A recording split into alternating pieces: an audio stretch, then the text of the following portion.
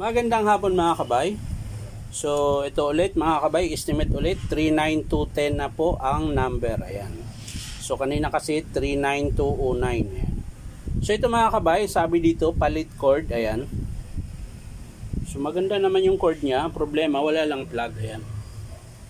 Pero pinaandar ko kanina mga kabay, mabagal sa magaralgal po yung andar niya, tsaka maiksi na yung carbon.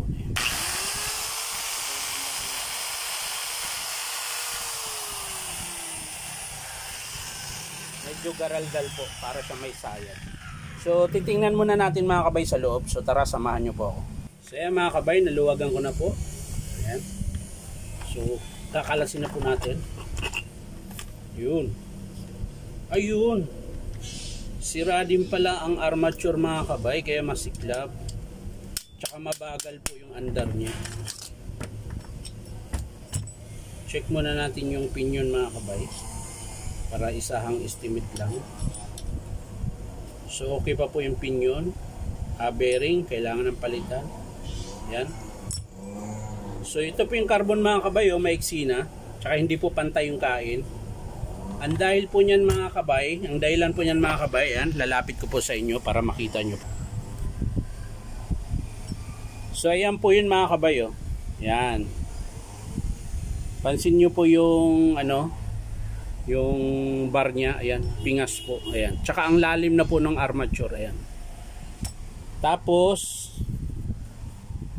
sumasaya din po siya sa field coil. Ayan po mga kabay, yung pinakailalim, makintab. Ayan. Sumayad po siya mga kabay, gawa po ng sira po yung bearing 608 sa harap. Ayan, maluwag. Ayan. So magpapalit po tayo niyan mga kabay. Ayan. Pati bearing mga kabay 607 magpapalit din tayo.